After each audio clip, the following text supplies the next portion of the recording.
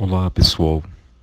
É um prazer muito grande estar com vocês para a gente poder participar também desse ciclo de estudos.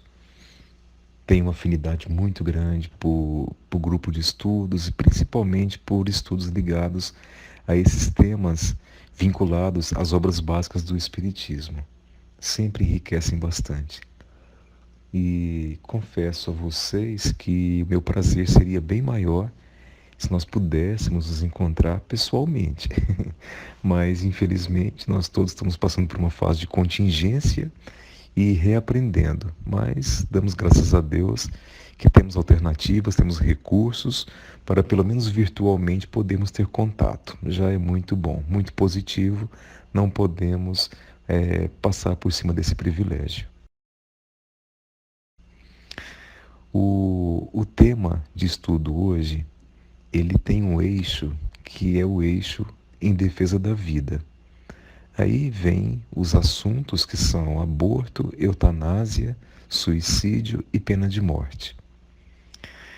Esse tema global, né, em defesa da vida, abordando esses 4 aspectos, ele começou a ser defendido muito tempo atrás, muitos anos atrás, só que de forma organizada com essa metodologia, mais ou menos 30 anos, quando a Federação Espírita lançou a campanha Em Defesa da Vida. Aí esses 4 temas vieram mais profundamente à tona para todas as pessoas, iniciando principalmente pela campanha contra o aborto. Nós analisaremos cada um desses temas, mas todos eles, como falei, eles têm por núcleo o fato da defesa da vida.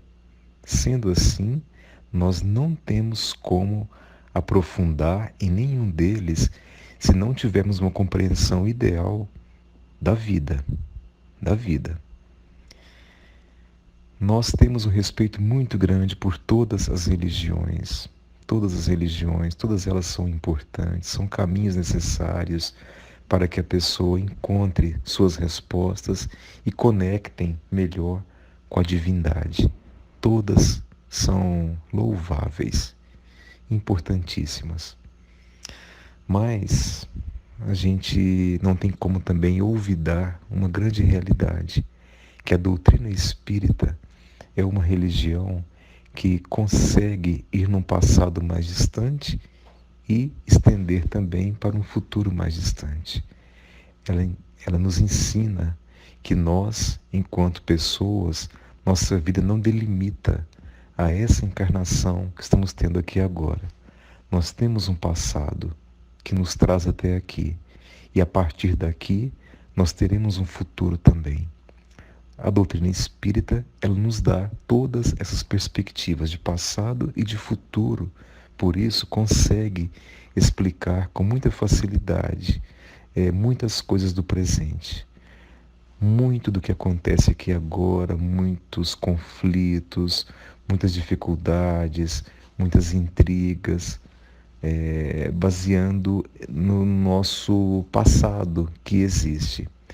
Se nós compreendêssemos a nossa vida com o olhar só de agora, muita coisa ficaria incompleta e seria complicado entender a justiça de Deus.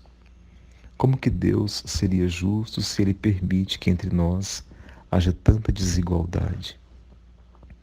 Se a vida fosse uma só, por que será que tem pessoas que estão passando por situações nessa vida, nessa encarnação, de extrema dificuldade?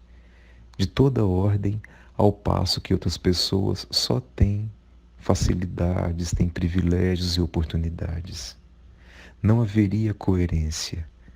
Então, se nós não soubéssemos explicar sob a ótica do espírito imortal, do espírito que migra por oportunidades diferentes, que são as encarnações sucessivas, nós não teríamos justificativa para uma série de coisas.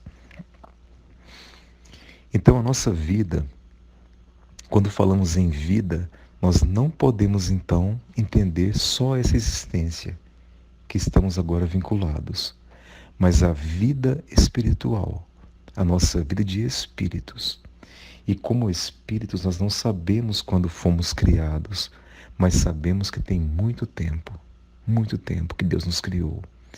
E nós, para chegarmos até aqui, passamos por etapas e etapas de muito burilamento, muito aprendizado, muitas experiências para chegarmos ao ponto em que estamos. Somos hoje pessoas bastante desenvolvidas em vários aspectos, embora nós tenhamos uma visão cética do ser humano hoje, achando que as pessoas estão muito degradadas moralmente, muito corrompidas. Não deixa de ser uma verdade, mas em comparação com o que já fomos, estamos muito adiantados, inclusive moralmente. Inclusive moralmente. Claro que estamos muito longe da perfeição, mas estamos também muito longe do que já fomos um dia. Nós, antes, não nos importávamos com coisas que hoje nos chocam, nos agridem. Nós, por exemplo, embora imperfeitos ainda, nós ficamos chocados quando tomamos conhecimento de alguns fatos mais marcantes, de agressividades, de descuidos de comportamentos humanos. Isso é um sinal de progresso. Quando nós vemos uma cena, tomamos conhecimento de alguma cena de agressividade, de agressão, de maldade, e nós ficamos chocados por aquilo, sensibilizados, com raiva, achando ruim, isso é um sinal de progresso nosso, que já estranhamos a violência. E intelectualmente, isso não há dúvida para ninguém, o tanto que nós somos aperfeiçoados hoje. Nós, adultos de hoje, comparando a nossa vida com a época de nós, não vou nem muito atrás, na nossa infância, mas na nossa adolescência, juventude, no começo da nossa idade adulta, nós vemos o tanto de coisa que nós já aperfeiçoamos no mundo, o tanto de progresso intelectual que o mundo já experimentou e continua experimentando, evidenciando que o progresso intelectual existe. E cada tempo que passa, cada geração que vai vindo, ela demonstra uma habilidade maior para lidar com as questões de progresso. As crianças de hoje, elas mostram uma capacidade de penetração nas coisas mais difíceis com muita facilidade. Se nós colocarmos, por exemplo, um aparelho celular nas mãos de uma criança, parece que ela já vem sabendo mexer naquilo. Da onde vem esse conhecimento? A habilidade que as pessoas mais novas têm para lidar com informática, por exemplo, para poder mexer no computador. Da onde que vem esse conhecimento? Então isso mostra a bagagem espiritual que nós temos. Isso mostra que a nossa vida, ela pré-existe a maternidade, a data em que nós viemos a essa encarnação. Essa encarnação, então, é somente uma etapa a mais da nossa existência como espíritos. Portanto, a nossa vida, que é o que sempre vai ser falado, né? Nesse estudo de hoje, a nossa vida, ela tem um antecedente muito distante. E ela vai ter também um futuro a mais. A vida espiritual. Em se tratando de vida, de seres humanos, nós que não somos ainda 100% aperfeiçoados, evoluídos, aliás, estamos muito longe da evolução. Por causa disso, nós cometemos muitos erros, muitas falhas. Muitos erros acidentais, por imprevidência nossa, por inconsequência. E muitas vezes erramos, sabendo que estamos errando, mas vamos insistindo em alguns erros ainda. Não é uma coisa grave nós errarmos, porque errar é o previsto para o nosso estágio de evolução. Mas é grave a gente entender que uma coisa é errada e continuar insistindo naquilo. A partir do momento que temos a compreensão, essa compreensão nos exige atitude diferente, atitude de comportamento diferente. Errar sabendo que está errando agrava. Os efeitos são mais drásticos. Quando nós erramos por ignorância, por não conhecermos o caminho do erro, aquilo é atenuado. Mas aquele que erra consciente, ele responde mais intensamente. E a doutrina espírita, ela esclarece os porquês de cada coisa, as consequências. Uma doutrina que mostra com muita facilidade a lei de causa e efeito, a causa das coisas e o efeito que cada ato pode trazer. A partir dessa compreensão, nós entendemos que não podemos brincar com a vida, nem com a nossa vida e nem com a vida do próximo. Então, quando vamos analisar os 4 temas, aborto, suicídio, pena de morte, eutanásia, essa noção tem que estar sempre viva em nossa cabeça. A noção do respeito pela vida humana e de que nós, são as noções, e a noção também de que nós não podemos errar com a vida humana, nós não temos o direito de falhar com a vida humana, seja ela a nossa vida ou a vida alheia. E compreendendo também que tudo que acontece agora tem um porquê, é o eterno jogo de oportunidades que Deus nos oferece, de reparos, de resgates, de reformas dos nossos erros antigos. Temos a chance de poder trabalhar tudo isso nessa encarnação agora ou nas futuras. Assim nós explicamos o porquê de muitas dificuldades. Então, começando dos 4 temas pela eutanásia, por exemplo. Eutanásia é uma situação que intriga muitas pessoas. Dentre as pessoas que trabalham na área de saúde, a intriga às vezes é até mais intensa, porque as pessoas que trabalham em saúde não veem em muitas pessoas em situação terminal ou vegetativa, não veem perspectiva de melhora. E muitas vezes, biologicamente, realmente é impossível vislumbrar uma melhora. O que é a eutanásia?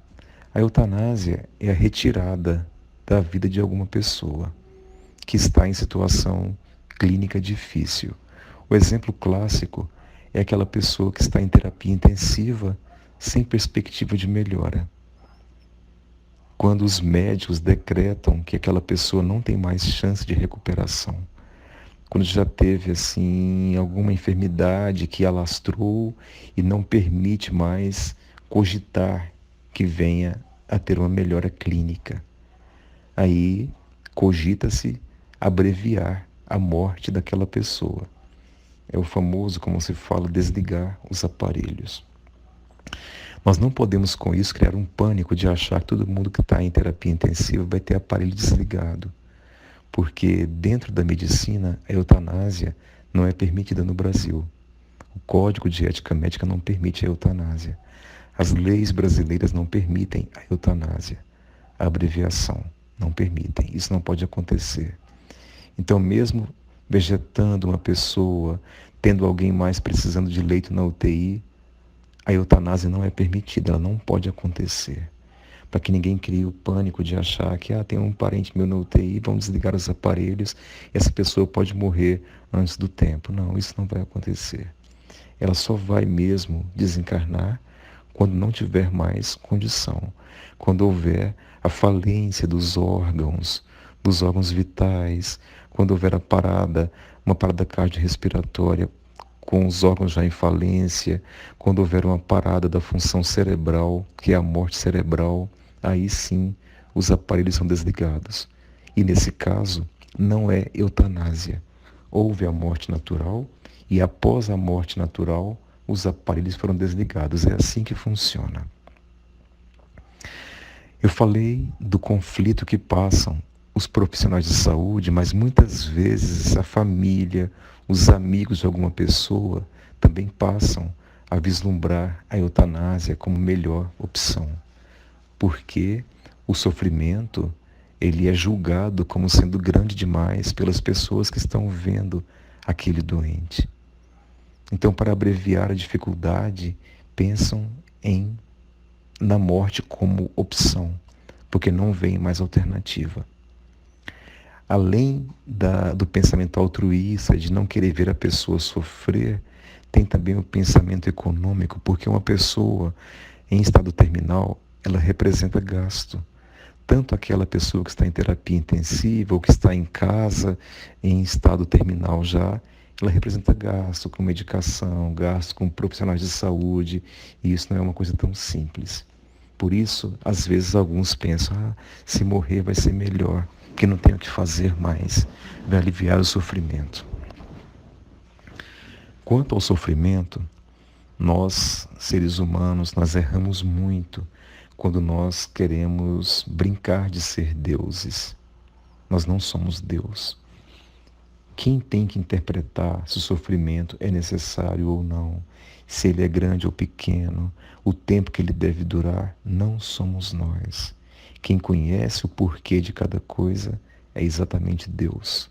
Deus sabe porque uma pessoa passa por uma situação clínica difícil, porque uma pessoa tem uma morte lenta, porque uma pessoa passa por dificuldades hospitalares, fica restrita a um leito de UTI, ou fica restrita a um leito em casa, vegetando, sem poder comunicar, sem poder alimentar direito.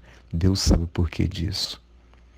Então essas pessoas são espíritos que estão tendo uma oportunidade grande, uma oportunidade valorosa, uma oportunidade ímpar de resgates.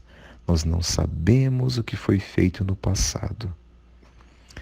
Muitas vezes são pessoas ótimas, pessoas boas, que nós jamais cogitamos que tenham feito uma maldade, alguma coisa errada, que tenha comprometido o seu estágio evolutivo.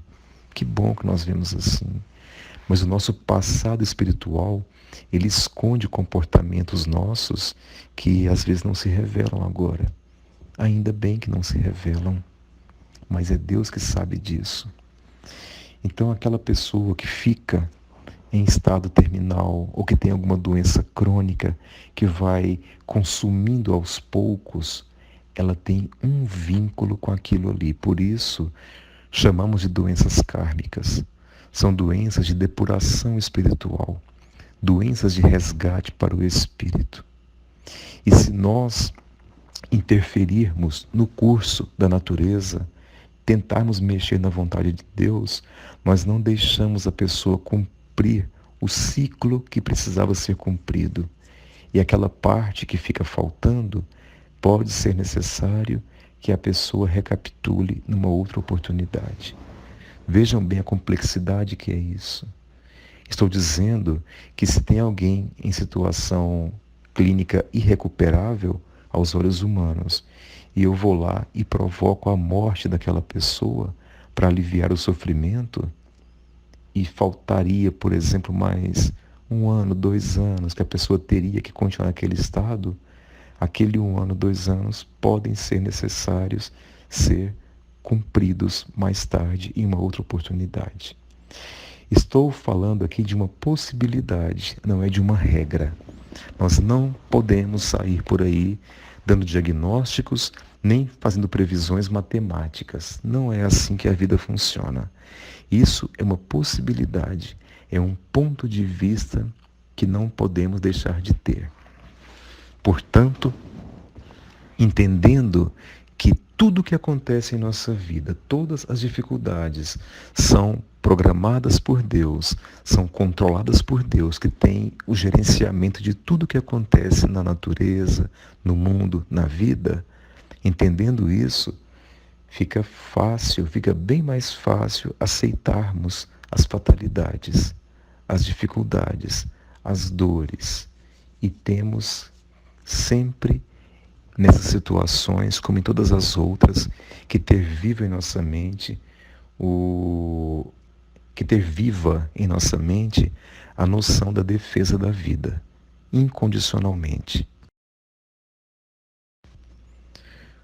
O suicídio é um tema que vem sendo muito discorrido na atualidade. Tem intensificado as preocupações de todas as pessoas, de todos os religiosos, de todos os núcleos, os profissionais das áreas de psicologia, de psiquiatria, as relações humanas, né, como a sociologia, a assistência social, a medicina toda, a preocupação em relação ao suicídio. Por isso foi criado um mês especial para reflexão sobre o suicídio e várias medidas profissionais profiláticas contra o suicídio. E também, nas casas religiosas, muitos trabalhos preventivos para evitar que aconteça o suicídio, a profilaxia do suicídio. E o suicídio, ele, apesar de tudo isso, todos os empenhos contra ele, ele ainda é frequente. Tem acontecido muitos casos de suicídio, por vários motivos. Alguns deles são a incidência muito forte de depressão na atualidade. Muitas pessoas com depressão, e dentre as várias causas de depressão, tem aquela causa que é a desvinculação das pessoas, a solidão, o ritmo de vida que nós vivemos hoje, com tanta desvinculação, as pessoas com poucos laços afetivos, o distanciamento social entre as pessoas. Isso agrava muito para aqueles que têm a tendência ao autoextermínio, que é buscar a morte com as próprias mãos. Isso chegou a um ponto tão sério, o isolamento. Não estou dizendo isolamento nessa fase de pandemia, mas isolamento que já existia. É tão intenso isso que as pessoas que moram em apartamentos, por exemplo, muitas vezes vivem anos em um apartamento e não conhecem quem são os seus vizinhos de porta. Muitas vezes o conhecimento não passa de um cumprimento de bom dia, boa tarde no elevador, mas não se sabe muita coisa além de como é a cara da pessoa. As pessoas hoje elas querem mais distanciamento para terem privacidade, porque chegam cansadas em casa, o ritmo é muito desgastante. Entendemos e respeitamos isso tudo, mas o cultivo de relacionamento, de amizade, de entrosamento social também é importante, faz parte da vida. Não digo que seja necessário que esse entrosamento seja com vizinhos de apartamento, de casa, mas o entrosamento com pessoas amigas, com colegas, com conhecidos do ambiente profissional, amigos antigos, colegas de algum núcleo que a pessoa frequente, tudo isso é importante, faz parte da higiene social. E quanto mais higiene houver social, higiene de todo, higiene mental, quanto mais houver isso, mais a pessoa fica protegida desse risco, que é o risco do autoextermínio. Não há exceção. Todas as religiões, eu digo as religiões porque são elas que estudam mais aprofundadamente as intenções da divindade conosco. Todas elas são contra, elas têm postura contrária à prática do suicídio e interpretam a seu modo o suicídio, o destino do espírito após o suicídio. Há religiões, aquelas religiões do ramo protestante, que condenam totalmente o suicídio e o suicida e interpretam que aquela pessoa vai para um vale de tristeza, um vale de amargura que é irreversível. Ela ficará a eternidade naquele vale de amargura, de dificuldades, porque aquela pessoa, ela intentou contra a vontade de Deus, que foi tirar a vida. No ramo católico, houve um progresso muito grande de conceitos de alguns anos para cá. Mas no passado, a Igreja Católica condenava de forma veemente o suicida, de modo que alguns padres mais antigos se negavam até mesmo a fazer a missa de corpo presente de pessoas que morreram por suicídio. E isso deixava os familiares que já estavam conflitados, porque alguém perder um parente, uma pessoa amiga por suicídio, é muito desgastante emocionalmente. E se por acaso o líder religioso daquela fé que eles acreditam se nega a ter um ato religioso, porque a morte foi por suicídio, isso dificulta ainda mais a vivência daquelas pessoas que ficaram, porque passam a enxergar realmente uma falta total de perspectiva de salvação daquele espírito. Então, o suicídio tem que ser visto com muita delicadeza. Nós não vamos aprofundar muito na interpretação do suicídio e nem no destino do suicídio, porque não é o tema de estudo de hoje, porque suicídio aprofunda bastante, aprofunda muito. Mas vamos apenas dizer que na doutrina espírita nós vemos perspectiva para o suicida. Realmente é uma falha muito grande, porque o dom da vida, ele não pertence a nós, ele pertence a Deus. Portanto, se nós abreviamos a vida, ao invés de Deus fazê-lo, buscando a morte com nossas mãos, nós estamos incorrendo numa falta muito grave. E toda falta grave, ela traz repercussões. A primeira consequência que há para o suicida é a decepção, porque ele quer tirar o sofrimento.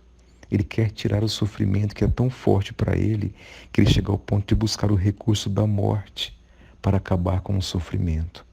Não importa qual tipo de sofrimento seja, um medo, uma angústia, uma solidão, um vazio total existencial. Mas quando acontece a morte, quando efetiva a morte, ele tem a decepção de perceber que aquela sensação, aquela angústia que ele tinha, ela persiste, porque ele vê que a morte não existe. E além da angústia persistir, ele complementa essa angústia com outro motivo de dificuldade, que é a conservação das impressões do modo como ele buscou a morte. Por isso a situação do espírito é muito difícil. Mas a doutrina espírita não vê essa pessoa como alguém sem perspectiva. Pelo contrário, vê como um espírito que errou e por isso precisa de um bom acolhimento. E todo suicida é acolhido, é amparado, é protegido. Assim como todas as pessoas são protegidas. Deus não deixa nenhum de seus filhos ao desamparo, ao esquecimento. Não existe isso.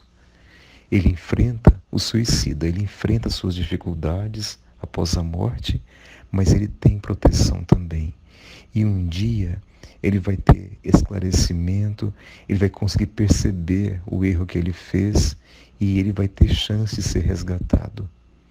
Vai ser resgatado, vai ter oportunidade de repetir uma encarnação, vai nascer de novo, muitas vezes em condição difícil, mas ele tem oportunidade.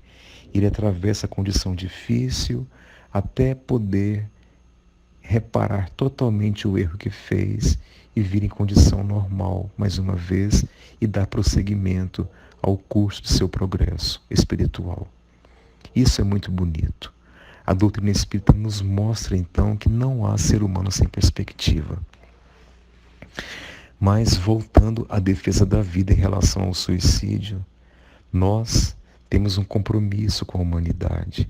A partir do momento que nós temos esclarecimento, nós temos que fazer alguma coisa de benéfica para a humanidade com o nosso conhecimento. E um deles é ajudar a prevenir que aconteça o suicídio. Mas como prevenir? Nós, na maioria das vezes, somos pegos de surpresa. As pessoas que suicidam são pessoas que nós não imaginávamos que iriam suicidar.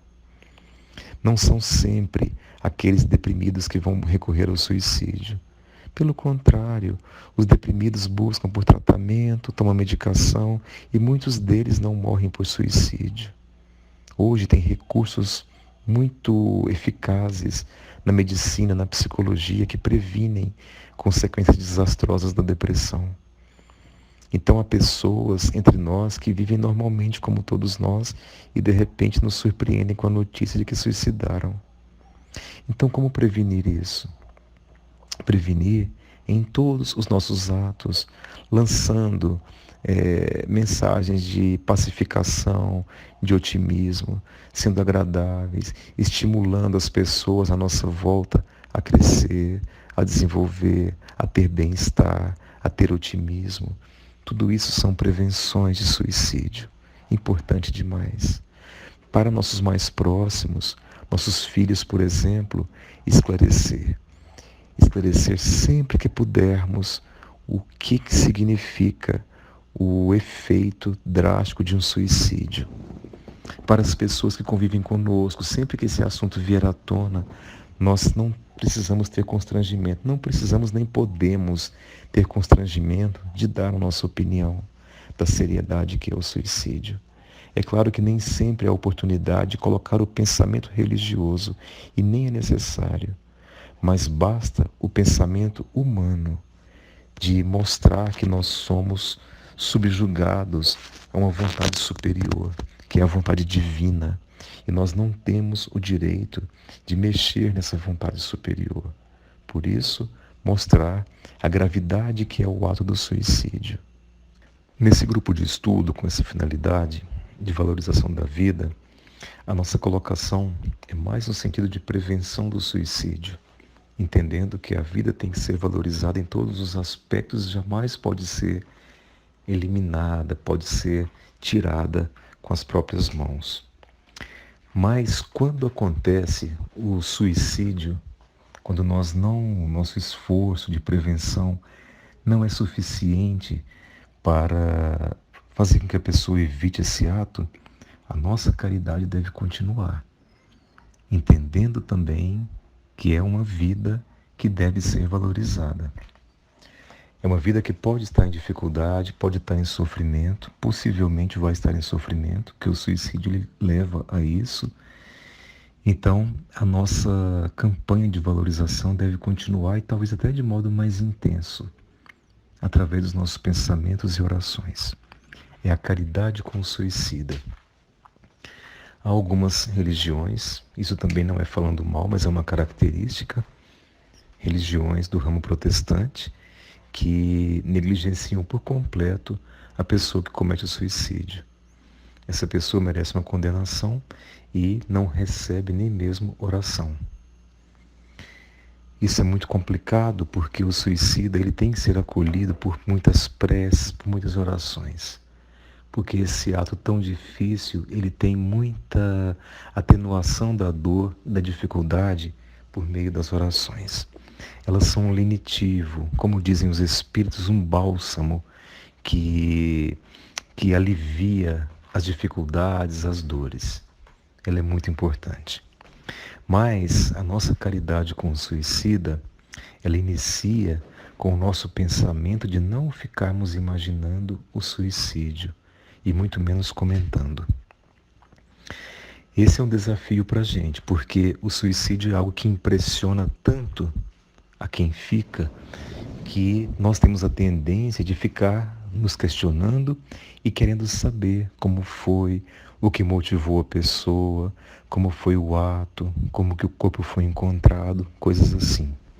Além disso, nós muitas vezes ficamos imaginando como foi durante o ato do suicídio. Quando nós fazemos... Isso é complicado porque nós ficamos impressionados, entendemos assim. Mas quando nós fazemos isso, quando nós ficamos comentando ou imaginando, o nosso pensamento fica buscando o espírito e vinculando ele àquela situação. Isso é bastante delicado e importante de entender. Porque o pensamento é uma energia. E como energia, ele tem um magnetismo. Nós não podemos usar o magnetismo do pensamento para buscar o suicida para a dor novamente. Quanto mais pudermos fazê-lo desvincular daquela situação, melhor vai ser para ele, para o que suicidou. Então, temos que ter muita maturidade em nossos pensamentos. É uma educação de nossos pensamentos. Não ficar pensando naquilo, mas sim ficar pensando naquela pessoa sendo amparada, naquela pessoa sendo protegida, luz sobre aquela pessoa. Isso vai ter um benefício bastante grande. Ou então, ficar mentalizando a favor das equipes espirituais que fazem a proteção dos suicidas. A situação dos suicidas é tão delicada, é tão difícil, que Deus, ele colocou para controle dos suicidas espíritos de um naipe muito adiantado, muito elevado. Isso sob a supervisão do nosso governador espiritual de nosso planeta, que é Jesus. Então, Jesus, ele tem ali na equipe de controle dos suicidas a mentora principal dos trabalhos, que é exatamente Maria de Nazaré, um espírito de alto quilate, de elevação, que também passou pela terra. E Maria, a missão espiritual que ela tem é de controle das equipes de acolhimento e de resgate dos suicidas. De tão delicada é a situação, tem que ser um espírito do quilate de Maria de Nazaré. As nossas orações por eles, o nosso pensamento de compreensão, jamais de recriminação, porque é outra coisa muito complicada também que os suicidas enfrentam, é o julgamento e a recriminação.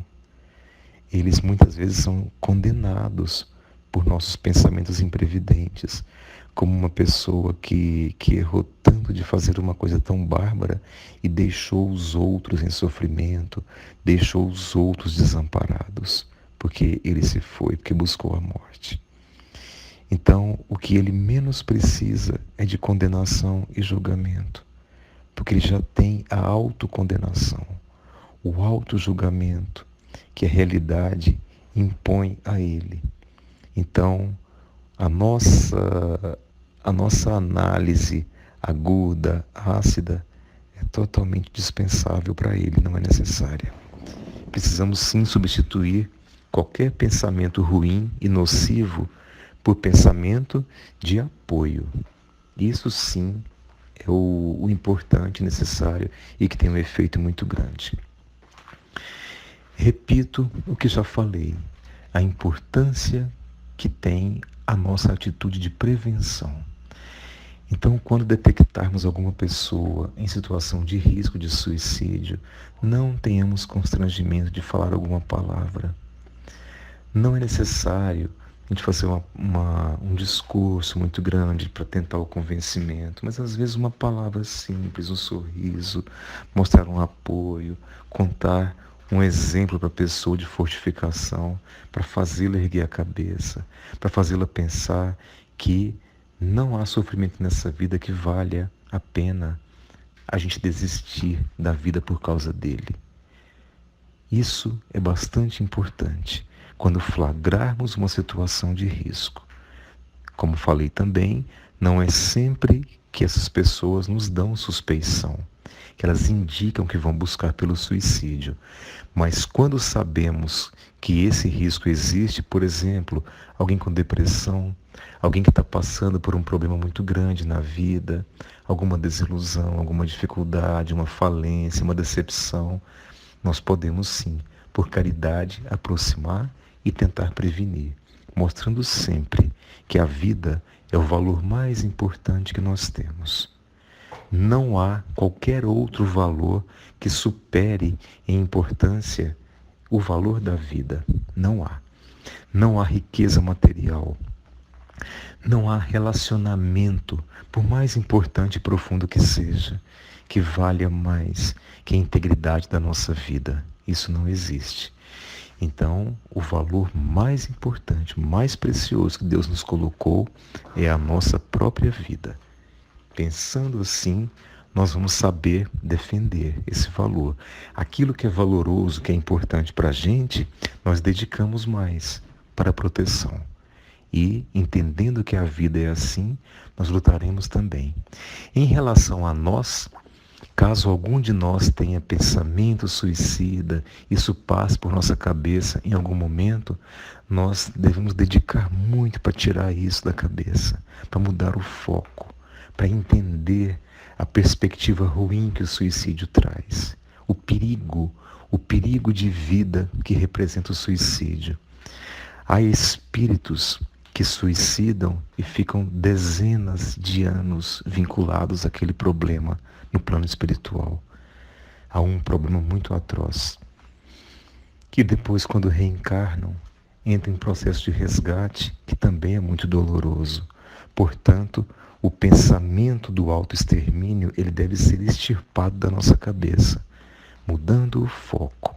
Se por acaso pensamos isso, se por acaso nós temos essa visão de que ele pode ser uma solução para a gente, nós temos que ter muito cuidado, conversar com alguém, se for alguém de confiança, alguma pessoa amiga, alguma pessoa que nós elegemos como sendo alguém sensato, que pode dar um conselho para a gente, fazer um acolhimento bom, ou, se for o caso também, buscarmos sem constrangimento, sem orgulho, buscarmos ajuda profissional, de psiquiatra, de psicólogo, de algum outro médico de confiança que não seja dessa especialidade de psiquiatria, mas alguém que possa nos direcionar, às vezes medicar, às vezes indicar uma solução de terapia que tem um efeito muito importante como prevenção para evitar esse ato difícil.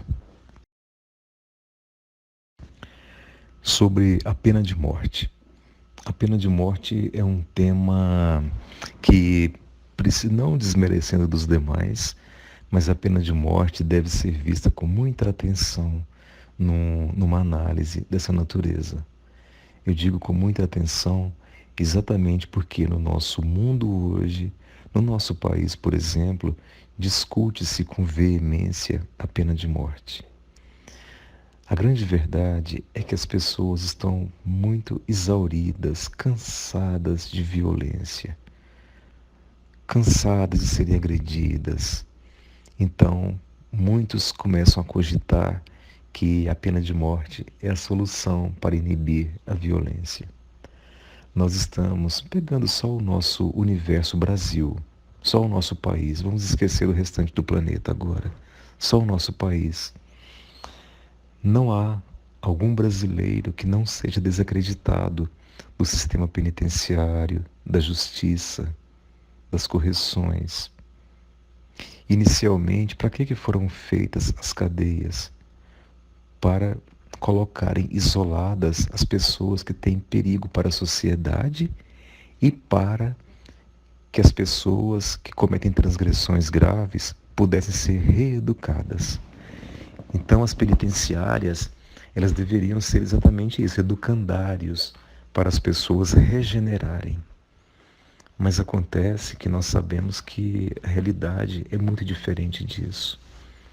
As cadeias, elas são fábricas de piorar, muitas vezes, as características de pessoas mal inclinadas. Elas não têm uma estrutura adequada, elas não têm um direcionamento adequado. Então, criminosos que vão para as cadeias, eles em contato com outros criminosos, e todos eles, sem um bom direcionamento, acabam fazendo um intercâmbio de coisas ruins. E quando saem da cadeia, saem mais aperfeiçoadas no crime. Por causa disso, muitos pensam que não tem alternativa, senão levá-los à condenação fatal, que é promover a morte dos marginais, dos bandidos. E nós estamos vendo a violência crescente de todos os modos, pessoas errando em crimes bárbaros, em crimes que não são tão bárbaros, mas são falhas também, que estão sendo gotas d'água para a compreensão de muitos. É exatamente por isso que quando alguém comete um crime, que não seja um crime tão exagerado, por exemplo, uma pessoa faz um furto em uma rua e o pessoal sai correndo atrás daquela pessoa que furtou, se o grupo pega aquela pessoa, eles podem levá-la à morte por linchamento. Isso é uma penalização pela morte também. Eu assisti uma cena muito triste outro dia, muito triste, que eu vi na rodoviária de Goiânia. Estava tendo uma briga de motoristas de táxi com Uber. E um rapaz, motorista de Uber, parou para descer uma passageira. E os motoristas de táxi avançaram nesse rapaz, arrancaram ele do carro e começaram a espancar o rapaz. O rapaz machucou muito. E, por sorte, a polícia apareceu, conseguiu dissipar aquela multidão, porque senão o rapaz poderia até ser levado à morte, porque era motorista de Uber. Não estou defendendo nenhuma categoria, porque a intenção do estudo não é essa. Não é julgar, condenar nenhuma atitude, mas mostrar o quanto as pessoas estão com uma agressividade contida, uma agressividade guardada, que basta um pequeno ato para desaguar aquilo tudo na forma de um ódio bastante grande. Um ódio que cega a percepção, que cega o raciocínio e chega ao ponto de levar até mesmo às máximas consequências, que é tirar a vida de alguém. Então, olha a gravidade de um ato como esse. Quando isso acontece em relação a um criminoso, então, é muito mais sério. E a pena de morte é um fato que acompanha a humanidade há muitos anos. Um exemplo muito famoso que houve de pena de morte foi a pena de morte de Jesus Cristo. Ele morreu por pena de morte. E Jesus, não há dúvida nenhuma, indubitavelmente, foi um inocente que foi levado à condenação máxima, que é a pena de morte. Morreu daquela maneira. E quando as pessoas perceberam a inocência de Jesus e a gravidade do ato bárbaro que cometeram, era tarde demais. Ele foi condenado à prisão, da prisão que durou pouco tempo, bem pouco tempo, não foi nem um dia completo. Ele foi condenado ao sacrifício, ao caminho de sacrifício, a carregar a cruz, sendo chicoteado, sendo vilipendiado, sendo agredido, e depois foi fixado na cruz. E na cruz ele morreu de uma maneira bastante dolorosa, que era um método de matar as pessoas naquela época. Era um dos métodos de tortura para levar à morte algumas pessoas. Do mesmo modo que Jesus foi condenado à morte de maneira inocente, também há pessoas hoje, nos países que aceitam pena de morte, que são levadas também à morte e que às vezes não cometeram o crime ao qual foram julgadas, porque há erros judiciários também. Então, é difícil ter uma certeza absoluta. E mesmo quando há a certeza absoluta, a pessoa que é levada à morte nos dá a impressão de que o crime foi limpado, o crime foi justificado, o crime foi vingado. E não é bem assim. Nós, entendendo que a vida pertence ao Espírito e o Espírito não morre, quando a pessoa é condenada e assassinada por pena de morte, ela continua viva. Se a pessoa tem uma tendência ruim, uma tendência a cometer crime, ela vai embora com essa mesma tendência, e agora revoltada, e agora com raiva de quem levou à morte precipitada. Então, espiritualmente, isso é um motivo de muito conflito. E esse conflito, ele pode levar à ideia de vingança, porque o espírito continua vivo. E vivo, e agora libertado da prisão do corpo físico. Ele, como espírito, ele pode ficar mais livre para agir. E no plano espiritual, ele pode ser acompanhado de más companhias, de pessoas que têm más inclinações também, de espíritos do mal, recalcitrantes, que têm prazer pela vingança. Aliando-se a esses espíritos, aquele que morreu por pena de morte, ele pode promover sérias vinganças, como obsessões, influências negativas, aqueles que pensaram, que promoveram a sua morte pela penalidade máxima. Então é algo bastante perigoso que leva à revolta de muitos espíritos. Infelizmente, num mundo tão violento, tão cansado da violência, tão desejoso de fazer justiça com as próprias mãos, de eliminar do mundo os bandidos, infelizmente, os pensamentos de pacificação, os pensamentos mais profundos, que entendem a espiritualidade da pessoa humana, eles não são bem aceitos. E são até mesmo motivos de chacota em alguns grupos, em alguns núcleos. Parece que a defesa da vida é uma defesa do bandido. São coisas totalmente diferentes. E aqui usamos o exemplo de Jesus. Jesus, se é que podemos ter a ousadia de dizer que Jesus odiava alguma coisa, Jesus ele sempre odiou o crime. Jesus sempre odiou o mal. Ele sempre teve ódio do mal, Jesus. Mas ele sempre amou os criminosos.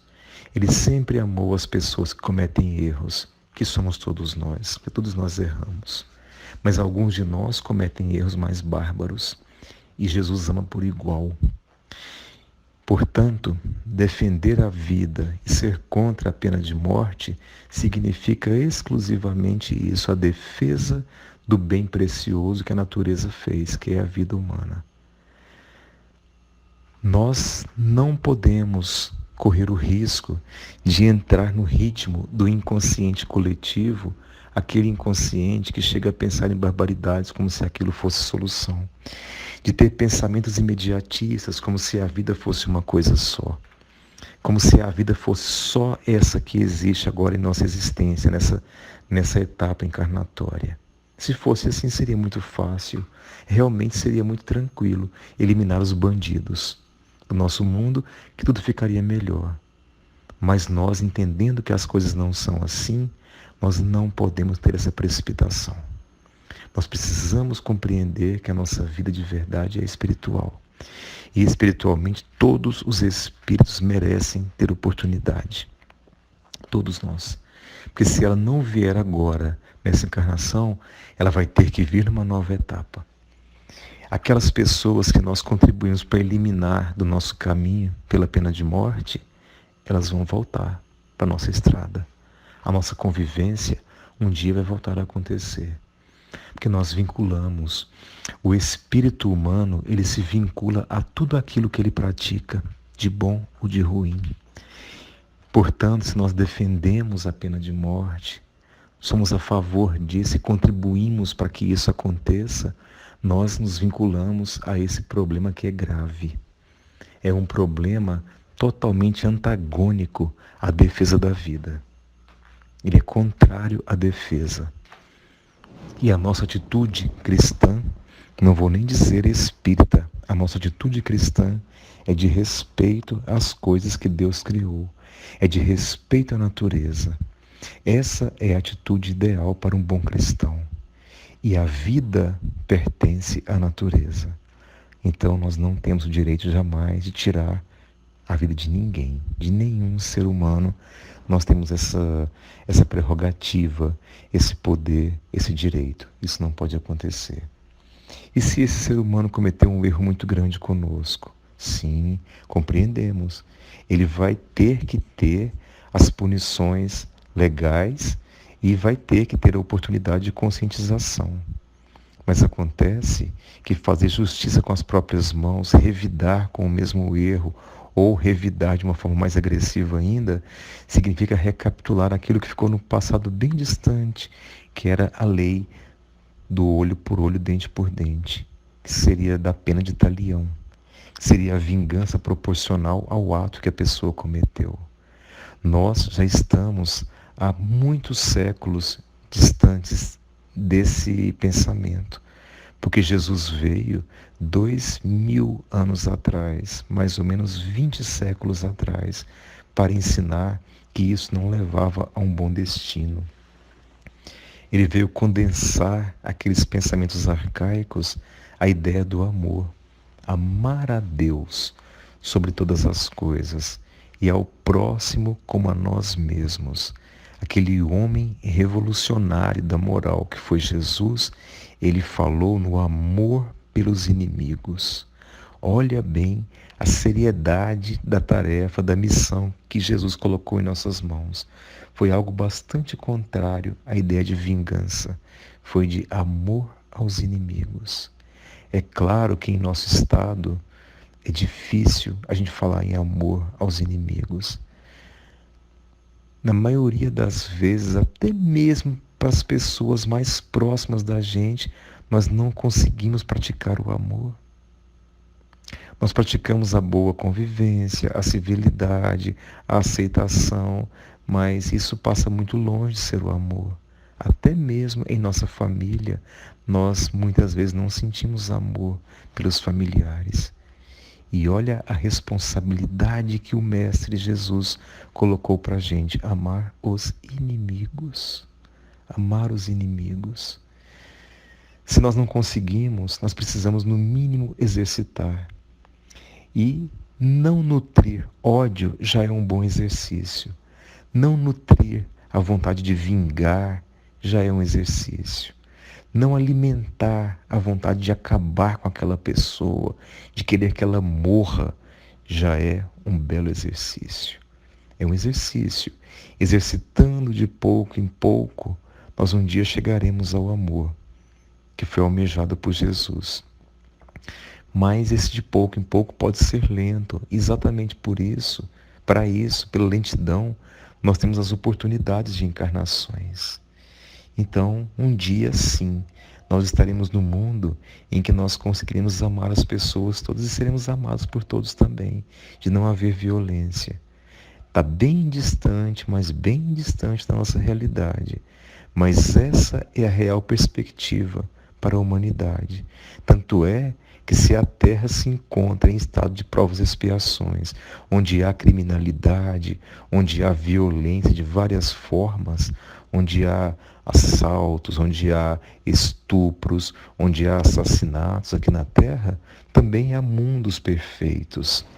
Estão distantes da gente, mas há mundos perfeitos, habitados por pessoas que já viveram em provas e expiações também e já conseguiram dissipar de seus caminhos, seus pensamentos, as ideias do mal. Por isso vivem melhor.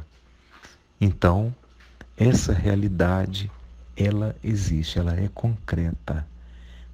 E, por causa disso, usar como pensamento, como ideia de solução imediata a pena de morte é um erro humano. Temos que ter muito cuidado, nós, espíritas compreendedores da vida espiritual, temos que ter muito cuidado com as defesas de pena de morte, as correntes políticas que defendem a pena de morte. É muito perigoso, que nós muitas vezes entramos no buraco também, porque defendemos uma ideologia frágil, uma ideologia que vai contra a verdade mais sublime da vida, a verdade ensinada por Jesus. Esses princípios não podem ser esquecidos. O ensinamento de Jesus não pode ser apenas teórico. Ele é algo prático e tem que ser vivido. Não precisamos ser aqueles alienados religiosos que ficam falando de religião para defesa. Não é. Basta a visão do respeito à vida, do amor à vida, tanto a nossa vida quanto a do próximo.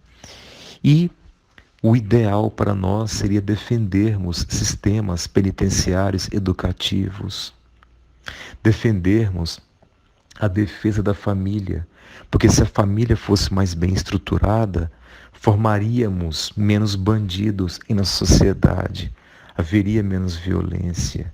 E com isso, seria menos necessário colocar pessoas aprisionadas em cadeias. Nós não formaríamos tantos criminosos. Investimento na família.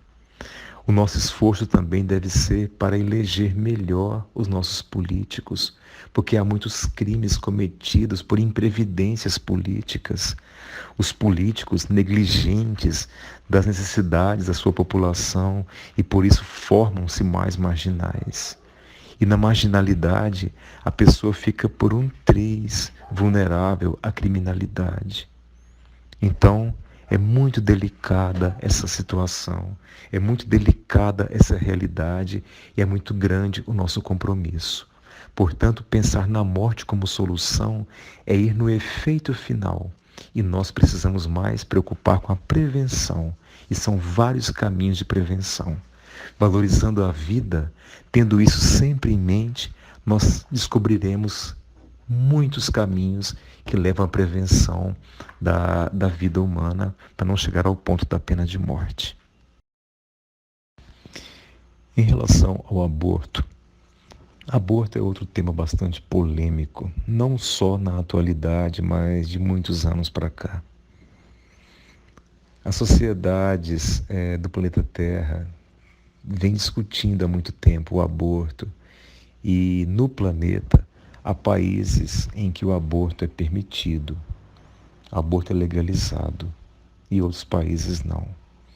Há as campanhas para a legalização do aborto, há as campanhas contra o aborto, e todas elas muito polêmicas, e elas em conjunto, essas campanhas todas acontecendo, elas aumentam muito a polêmica, a discussão sobre o aborto. O aborto significa a interrupção da gravidez, só isso, a interrupção da gravidez, tirar o bebê do ventre materno, do ventre onde está sendo gerado. Isso significa aborto, cruamente seria isso. A polêmica maior em relação ao aborto, ela deriva da ideia de que a mulher pode ter autonomia de tirar o bebê do seu ventre quando ela não está com vontade de manter a gravidez. Essa é uma ideia defendida por muitas pessoas e que a mulher tem o direito sobre o seu corpo. Ela não quer usar o seu corpo para desenvolver uma criança, porque, claro, desenvolve dentro do corpo dela. E é um pensamento que deve ser muito respeitado e todos nós, de fato, temos direito sobre o nosso corpo. O que precisamos entender também é que isso é muito mais significativo do que parece a princípio. Nós todos temos direito ao nosso corpo, é uma verdade. Inclusive o bebê. Ele também tem direito sobre o corpo dele. O corpo está em formação. Se a mulher tem direito ao próprio corpo, o que está dentro do útero dela comunica com o meio externo. Foi colocado lá dentro, está em desenvolvimento e um dia vai sair e vai se tornar independente. Ali não pertence ao corpo dela. Está sendo gerado dentro do corpo dela. O bebê é nutrido pelo corpo dela, mas não pertence a ela. Não faz parte do seu organismo. Mas, com certeza, é uma situação complicada. Aos abortos muito banalizados por pessoas que não fizeram prevenção da gravidez, que descuidaram do ato sexual no momento inadequado, sem medidas de proteção. Daí veio um bebê.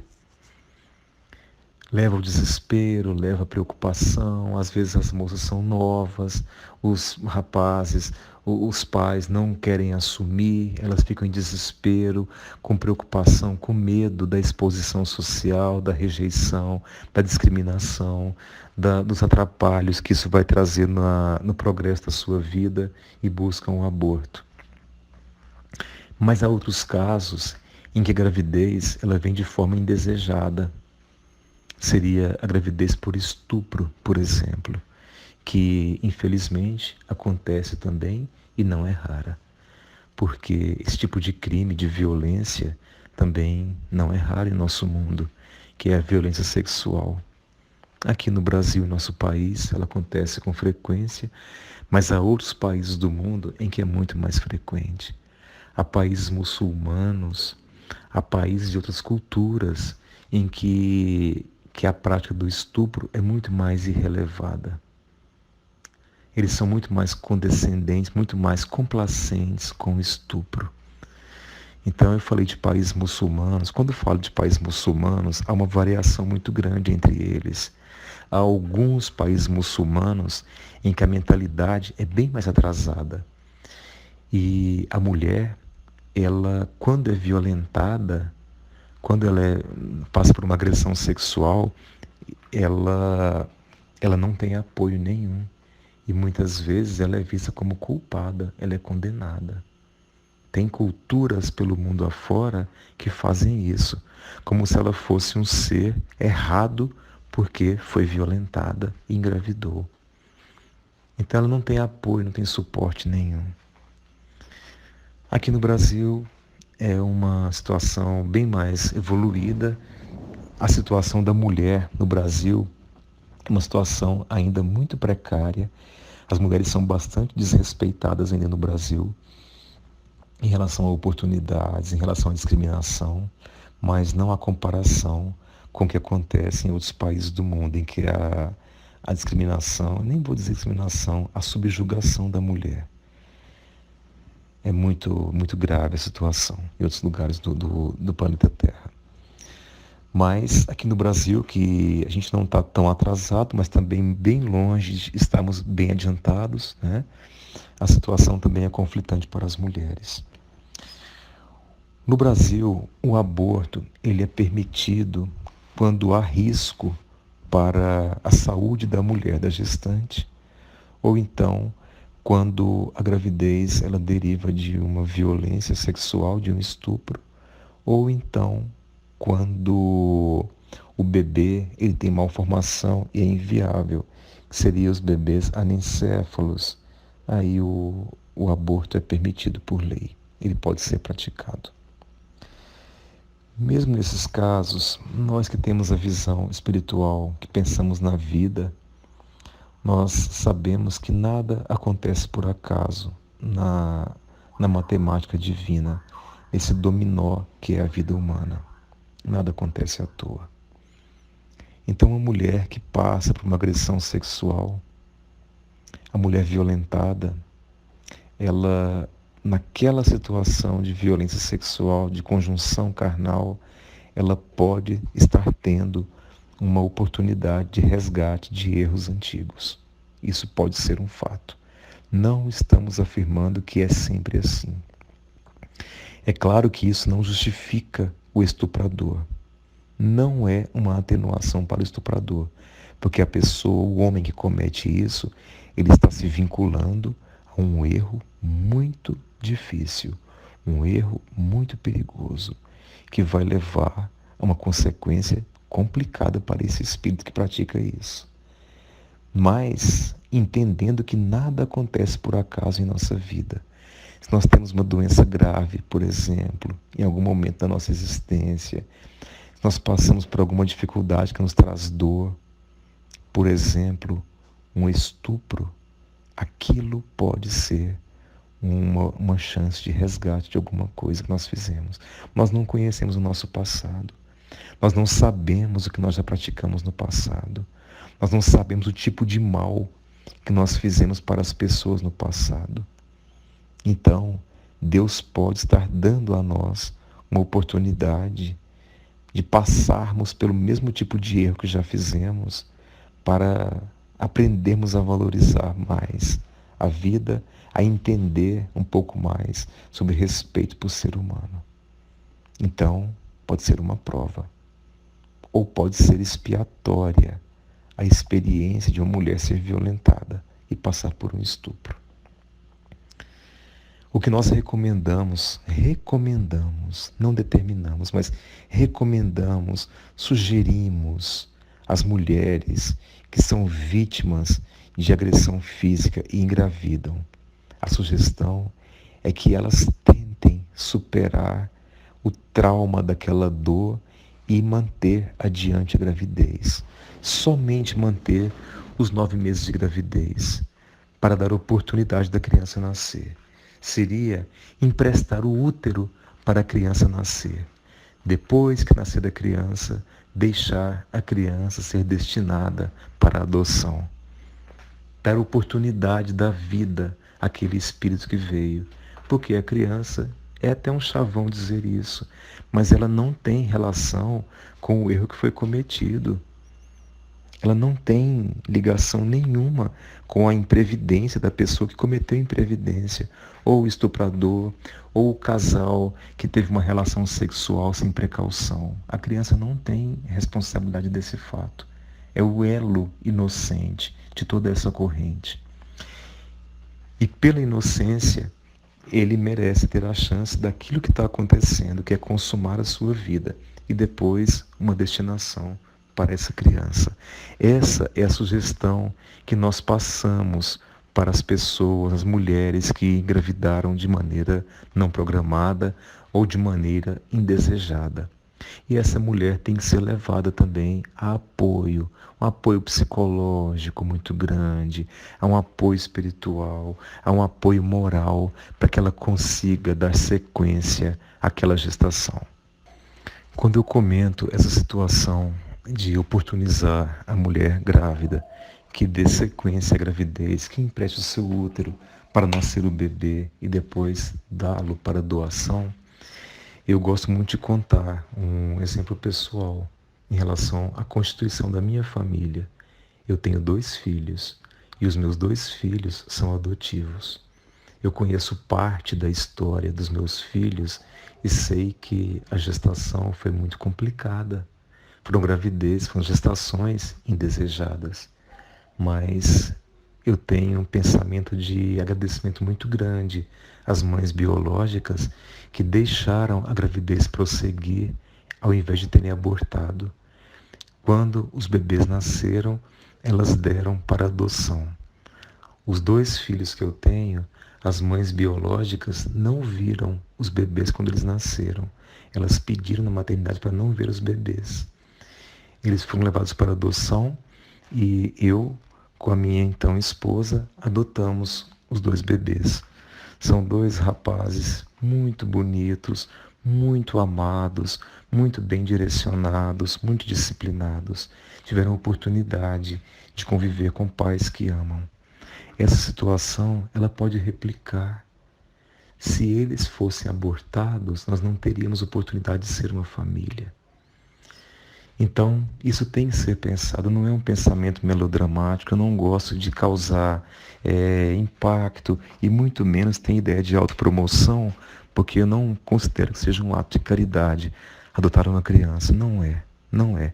É uma forma de constituição de família, mas isso passa muito perto da ideia do aborto, porque eu sei que o risco aconteceu e foi evitado. E graças a Deus, por ter sido evitado, oportunizou a formação de famílias. Outra gravidez clássica, mundialmente conhecida na história da humanidade, que poderia ter acontecido um aborto, que foi uma gravidez de mulher solteira numa fase de muita rejeição, de muito preconceito, foi a gestação de Maria de Nazaré. Porque Maria era uma adolescente quando engravidou de Jesus. E José foi suficientemente homem para assumir a gestação de Maria e o filho como pai, ele como pai daquela criança. Então, se Maria abortasse, seria o aborto de Jesus. Parece um exemplo muito remoto, muito impulsivo de acontecer, mas há situações em que espíritos grandes missionários são também abortados, porque vêm numa gravidez complicada. O nosso pensamento de espíritas nesse ponto, em relação ao aborto, tem que ser um pensamento muito educado. Sempre a valorização da vida, mas nós temos que andar muito distantes do radicalismo e da falta de bom senso. Nós não temos autonomia de sair praguejando, ameaçando, chantageando, condenando as pessoas pelos atos que elas cometem, que elas praticam. Nós devemos respeitar um elemento magnífico que Deus colocou para todos nós, para o nosso progresso, que é o livre-arbítrio. Nós todos temos o livre-arbítrio, que significa a capacidade de podermos decidir por nossa vida, podemos direcionar nossa vida. Isso é o livre-arbítrio. Portanto, se uma pessoa decide ter uma atitude, eu posso não concordar, eu posso tentar convencê-la do meu pensamento, mas isso tem um limite. O meu trabalho de convencimento deve ser limitado, até o ponto que eu posso e que há acatamento por aquela pessoa.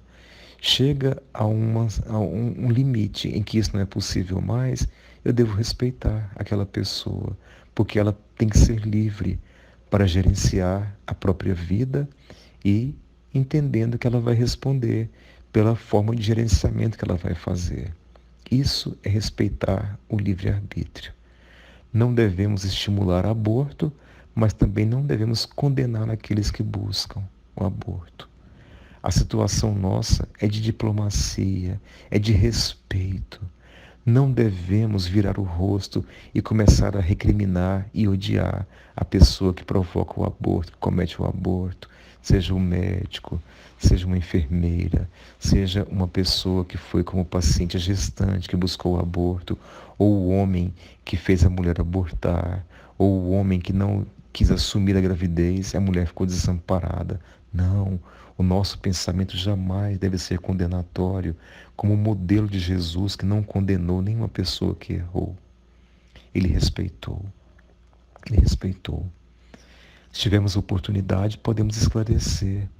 Nas situações em que eu já fui chamado para conversar com pessoas gestantes que pensaram em abortar, eu tentei compreender e mostrei, quando eu vi que o campo estava aberto, eu mostrei o meu pensamento, tentando convencer. Em alguns casos eu consegui, em outros não. Mas todos tiveram a chance de praticar o seu livre-arbítrio. E esse tema, dentre os 4, suicídio, eutanásia, pena de morte e aborto, o aborto foi colocado por último pela polêmica recente que aconteceu no Brasil, que foi na semana passada ou retrasada, não me lembro, eu estou meio sem noção de tempo, que aconteceu aquele caso no Brasil de uma criança de 10 anos que foi violentada por um familiar e ela engravidou. Na primeira menstruação, antes da primeira menstruação, a criança engravidou, na primeira ovulação, com 10 anos de idade, e tinha um bebê. Quando foi descoberta aquela situação, estava um bebê avançado já, e a criança foi levada para o aborto em outra cidade, longe da sua, que foi Recife. Quando chegou ao hospital de Recife, houve o grupo contra aborto, que foi manifestar no hospital para convencer a criança a não abortar, a condenar o médico que estava praticando o aborto e manifestando ali um grupo de contra o aborto, que era um grupo de religiosos. Pelo modo como eu vi na imprensa, eram religiosos mistos. Daí, sabendo do movimento, as pessoas que eram a favor do aborto foram também para a porta do hospital para brigar com aquelas que estavam sendo contra o aborto. E virou uma polêmica muito grande. A gente, quando presencia situações assim, nós somos desafiados. Mesmo que tenhamos o nosso conceito, eu repito o que eu falei muitas vezes nesse estudo, nosso pensamento nunca pode ser diferente daquele pensamento de respeito. Respeito pela vida humana. Respeito pela vida humana de todas as formas. Todas as vidas humanas devem ser respeitadas. A vida do bebê que está sendo gerado, a vida da mãe, a vida do médico, a vida da pessoa terminal num leito de UTI, a vida de uma pessoa marginal, de um bandido, de um criminoso que está sendo condenado, a vida de uma pessoa enfim, todas as formas de vida, toda forma de vida deve ser respeitada, todas, e o livre-arbítrio também. Então, muitas vezes, as coisas são muito atrapalhadas porque o pensamento religioso interfere em esferas em que não deve ser a religião que vá fazer a decisão final. Nós passamos na humanidade por experiências diversas em várias civilizações e situações em que a religião definiu e define os cursos científicos, os caminhos políticos, as vias econômicas, e nós já vimos que isso não deu certo. Nós, sim, devemos defender que haja moral, que haja comprometimento, que haja respeito pela vida em todas as esferas e circunstâncias. Mas fazer com que a religião defina caminhos para o mundo funcionar não dá certo. A religião traz princípios, a religião estimula a moral, mas a moral, o acatamento, a assimilação e a prática da moral são coisas muito relativas. Cada pessoa pratica de uma maneira. O máximo que podemos fazer é isso, é mostrar a bandeira do nosso respeito pela vida humana. Somente isso. Então, nessa polêmica que houve, por exemplo, as pessoas tentando interferir para fazer que aquela criança de 10 anos não abortasse, aquilo foi um ato de desrespeito. É claro que há muitos pontos de vista, mas aquilo não tem como negar que foi um ato de desrespeito, porque não respeitou o livre-arbítrio. Não vou dizer daquela criança que tem apenas 10 anos e o poder de decisão é bastante limitado, mas não respeitou o poder de decisão dos tutores daquela criança. Os pais, a avó daquela criança, que era o ser familiar que estava mais próximo acompanhando ali. A decisão é deles. Isso é uma coisa muito íntima, isso é uma coisa muito própria. E aquela criança, ela recebeu indicação do aborto, talvez, não pelo fato de ter sido uma gravidez proveniente de um estupro, mas sim pelo fato de ser uma criança. Uma criança de 10 anos, ela não tem estrutura física, não vou nem dizer a emocional, mas ela não tem estrutura física para dar sequência e levar até o fim uma gestação. Ela corre risco de morrer. Se uma criança de 10 anos com um bebê na sua barriga entra em trabalho de parto, ela pode ir a óbito. Isso é perigoso. E até mesmo na nossa religião, em doutrina espírita, é colocado no livro dos Espíritos, quando Allan Kardec pergunta sobre esse tema, sobre o aborto, sobre quando uma mulher corre risco, se, nesse caso, o aborto seria perdoável, seria permitido. Os Espíritos de luz respondem de forma muito clara que não dá margem à dúvida, dizendo que se a vida da mulher está correndo risco, é melhor sacrificar a vida daquele ser que não existe do que aquele que já existe. Quando fala aquele que não existe, é o bebê que não existe para esse mundo material ainda, do que aquela mulher que já é um ser, que tem seus vínculos, às vezes mais filhos, às vezes é uma profissional, uma pessoa que já participa do mundo dos encarnados. Então preservemos a vida dela. Nesse caso, era o caso daquela criança que estava gestante e que passou por aquela situação tão polêmica que foi o aborto.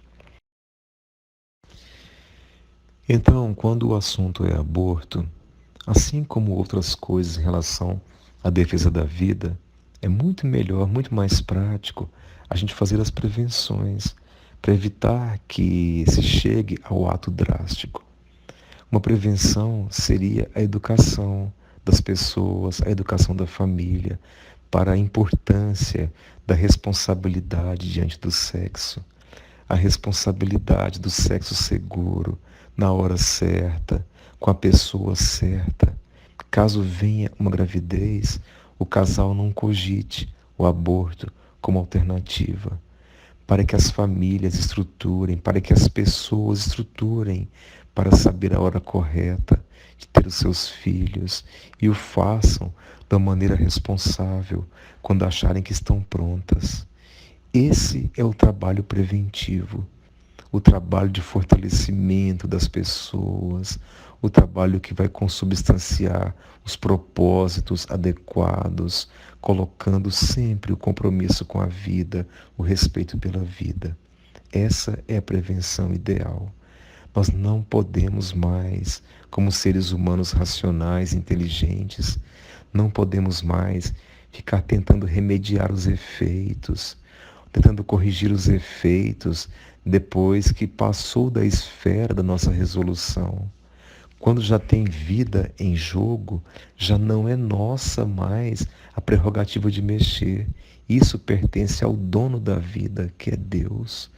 Depois de criada uma vida, só Deus pode tirar. Nós não temos mais esse poder. E é tão deformada a ideia do nosso poder efêmero que nós vemos grupos até mesmo subvertendo conceitos científicos para justificar atos impróprios, como o aborto, por exemplo. Há pessoas que falam que a vida humana só começa quando acontece a nidação.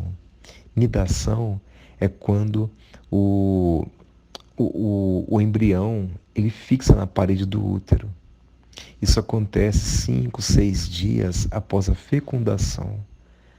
A fecundação é quando o casal tem o ato sexual, o espermatozoide encontra com o óvulo. As duas células, a célula masculina e a célula feminina, quando encontram, dão origem a uma célula chamada zigoto. Quando acontece essa fusão das duas células, na verdade é ali que começa a vida.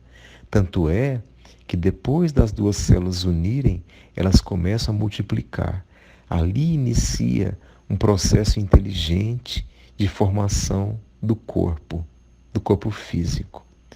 E quando acontece a nidação, no 6º dia mais ou menos, que é a fixação do embrião na parede do útero, aquela célula inicial multiplicou muitas vezes já. Já é um serzinho maior, o embrião. Então, como dizer que ali começa a vida? Se não houvesse vida antes, as células não teriam multiplicado. Elas só multiplicaram porque já havia vida. E de uma maneira muito bonita, a doutrina espírita nos mostra que a vida de fato inicia quando há a fecundação. Ali na fecundação, o espírito que vai reencarnar, ele já se une àquele corpo em formação. E à medida que a gravidez vai prosseguindo, aquele espírito vinculado, ele vai perdendo aos poucos a consciência de si até acontecer o nascimento. Esse espírito está muito conectado com o espírito daquela mulher que está gestando, que está gerindo ele, que está grávida. Então, nesse vínculo, se aquela mulher ela permite que aquele bebê seja eliminado pela morte, que é o aborto, ele tem uma tendência bem grande a revoltar, a criar um ódio, uma ideia de vingança que às vezes significa um compromisso espiritual doloroso e determina uma rude expiação para esses dois espíritos. Portanto, é um ato perigoso. O aborto é um ato muito perigoso e que merece ser tratado com bastante delicadeza. Não devemos condenar a mulher que engravida, não devemos condenar a mulher que aborta, ela deve ser respeitada. Mas todo ser humano merece ser esclarecido e respeitado. Esclarecimento. Quem é esclarecido dessas realidades também pode incorrer nos erros, mas é mais difícil que isso aconteça, porque o esclarecimento é libertador. Como disse Jesus também, conhecereis a verdade e ela vos libertará. Quem conhece essas verdades tem uma tendência maior a ficar mais protegido dos efeitos negativos e drásticos que os atos impensados podem trazer. Esse é o pensamento que devemos ter sempre. Sempre que falarmos esses temas, lembrarmos da vida em primeiro lugar. Quando nós lembrarmos que a vida existe e a vida merece ser respeitada, somente esse princípio já vai conduzir a nossa atitude para um caminho adequado, para um caminho correto. Nós teremos muito menos chance de errar sempre que estivermos em defesa da vida. Somente esse é o pensamento. É o pensamento básico, defender a vida, não importa em qual circunstância, seja a vida de um bandido criminoso, seja a vida de um paciente terminal num leito de terapia intensiva, seja a vida de um bebê, de uma gravidez indesejada, seja a vida de uma pessoa que cometeu o ato do suicídio ou está pensando em cometer o ato do suicídio. Toda forma de vida, principalmente essas vidas na situação desses 4 tipos de conflito, nós devemos ter um pensamento altruísta, benevolente, misericordioso e respeitoso.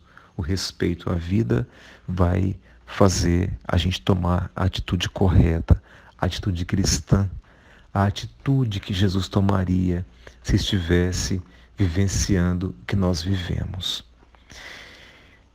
Então, são essas as palavras de reflexão Desejo a todos vocês que estão ouvindo, participando desse estudo, que tenham muita proteção de Jesus nos bons propósitos de vocês todos. Que Ele nos abençoe a todos nós, que Ele proteja nossas vidas, nossos pensamentos, nossas emoções, para que nós erremos menos, para que essa encarnação nossa seja mais proveitosa.